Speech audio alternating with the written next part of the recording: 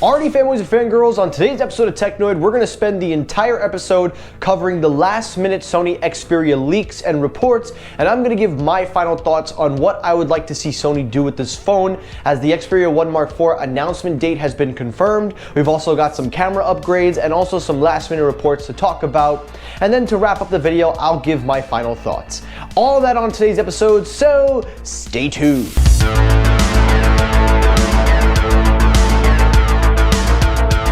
So the first story, the main story of the day, the only story that we're going to talk about for this entire episode, so if you're a Sony fan, buckle your seatbelts, we're talking the Xperia 1 Mark IV.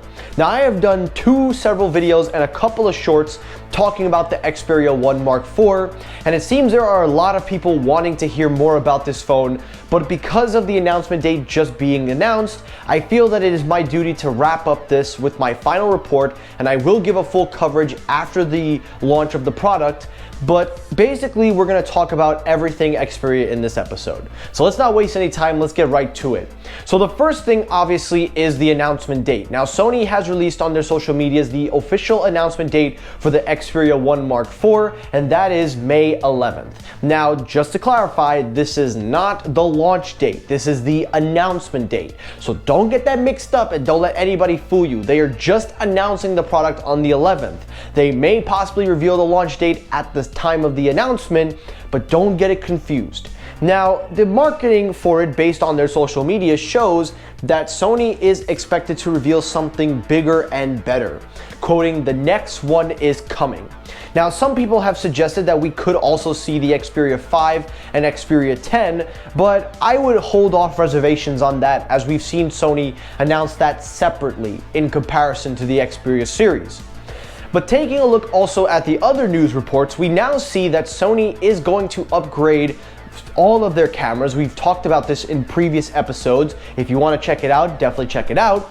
And lastly, to talk about the cameras, one of the biggest upgrades that everybody is anticipating and is now being confirmed by internal sources is the selfie camera. Now, the previous Xperia models had been using an 8 megapixel lens. Well, it looks like they're gonna finally up the quality to 12 megapixels.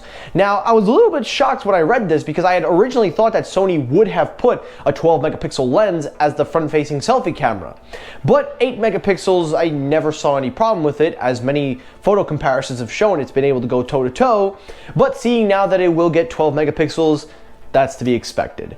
Now, one of the other news that had came out previous, I had talked about how they were going to limit the RAM configuration and specs. Well, it looks like they have reversed that decision and they will have the 16 gigabyte RAM option with not only just 256, but they may also feature it with a 128.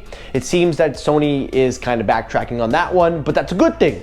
We do want extra RAM. High performance is a plus. But this one actually made me laugh a little bit. They are also going to follow suit with no charger in the box. Now, a lot of people would say that that's a negative, but considering they're the only smartphone manufacturer that's making a premium flagship with the headphone jack, I think we can all agree that this isn't a bad thing. Because we've seen Apple do it, we've seen Samsung do it, we've seen Google going in this route. So it doesn't really make a big difference, but you really can't say Sony's bad because they have the headphone jack. Like, how is that a bad thing? And to wrap up the last video of the reports, to really wrap it up, and then I'll give my final thoughts, the last report we now have is, of course, the price. Now, the last two videos I talked about, speculation was $14.99.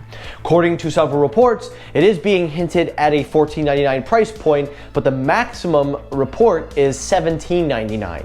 Now again, that is a very hefty price. You're talking fold territory at that $17.99 price point.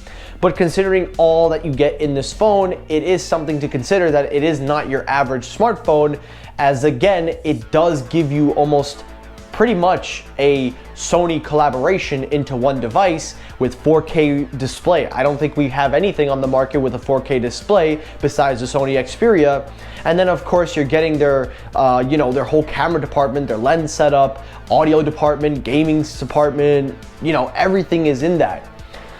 But with all that said, now that we've talked all about the news, it's time to give my final thoughts and then wrap up this video. So here are my final thoughts, and these are my opinion. Now, for the longest time, it seems that there are certain Sony fans that just don't seem to understand where I'm coming from or understand my constructive criticism. And I'm going to disclaim this right away. I am not hoping for this phone to fail. If you think that I want this phone to fail, you're mistaken. I am a huge Sony fan. I believe in their quality of products. I believe in their devices. I am an advocate PlayStation user, a Sony Xperia user. I have also used the WH-1000 series and also their earbuds. So I am a huge fan of their products and I don't want to see any of them fail. However, with that said though, as I've said in my last few videos, and I'm going to say it again, Sony keeps on forgetting, or at the least they don't seem to care about three big issues that I've had and I think the entire tech world has seen. And to all you fans that have continued to make excuses or just go, oh, I don't really care, it's fine, you have to stop that. Because if you're going to continue to keep being okay with these marginal issues, they're never going to get solved. Being able to hold the Sony accountable and bring the issue to hand will force them to acknowledge it. And the three main issues that I'm talking about is lack of carrier supports in terms of partnerships, software update, which is a big factor we're going to talk about, and number three, the most important thing is, of course, the lack of interest from Sony themselves. I'll discuss that in just a second. Number one, starting with the carriers, they need to make partnerships. $1,400 is $1,400. It's a lot of money, but if you partner with any one of the three major carriers like Verizon, T-Mobile, or AT&T in the United States, you can get people to get that phone with, of course, trade-ins and monthly financing. You get more market share. People pay off the phone. They can finally get their hands on it. That's number one. And also the carriers will push the phone in stores.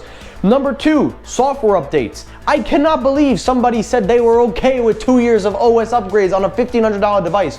For whoever said that, my friend, you must really reevaluate that statement, because spending $1,500 on a device that only gets you 2 years of OS upgrades and a third on software is inexcusable. I currently have the Samsung Galaxy Note 10 Plus that is on its third OS and is possibly going to get a fourth OS upgrade with the 5th year security patches. So for that device versus the Xperia device at minimum should get 3 OS upgrades. I think that should be the minimum, not 2, 3. And most importantly, from what I said with Sony not showing a lack of interest, they need to advertise this phone. They need to spend money on marketing, or at the very least make some good partnerships to help push this phone. Because I don't think people realize that Sony doesn't need the Xperia to be the best seller. People say, oh, well, it's gonna be so expensive. They have the Xperia 5 and the Xperia 10. Those phones can capture different segments. You have a mid-range and a premium mid-range. And then you have your premium flagship.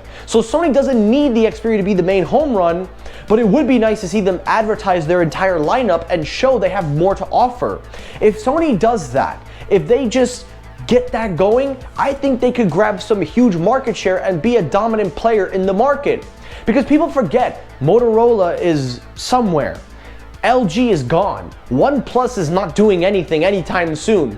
So if there was ever a company to be with Samsung and Google and Apple, Sony has the option. So Sony, if I am you, if I am marketing this phone, if I am trying to get people to get into this phone, please market and advertise all of your phones and show the different price ranges. Make the partnership with the carrier so they're certified to work for their network and they can sell the phone in stores and get monthly payments so people can buy the phone at a cheaper price instead of paying the hefty lump sum right away. And number three, again, just saying, get that OS upgrade to 3 years. 2 years, that's not gonna solve it, chief. And that's it for the Sony Xperia 1 Mark IV. I hope that this is the last video I make about it until the phone comes out. So again, guys, let me hear your thoughts down below. What do you think of this phone? Will it be a significant upgrade? Do you see it going anywhere? What are your thoughts on the Sony Xperia phones as a whole? If you liked the video, hit the like button. If you disliked the video, which I probably will see coming, hit the dislike button. It helps circulate my videos as well anyway. As always, everyone, thank you so much for watching. I will see you all on the next episode. Have a great rest of your day, guys. Take care. Stay safe, have a good day, and peace!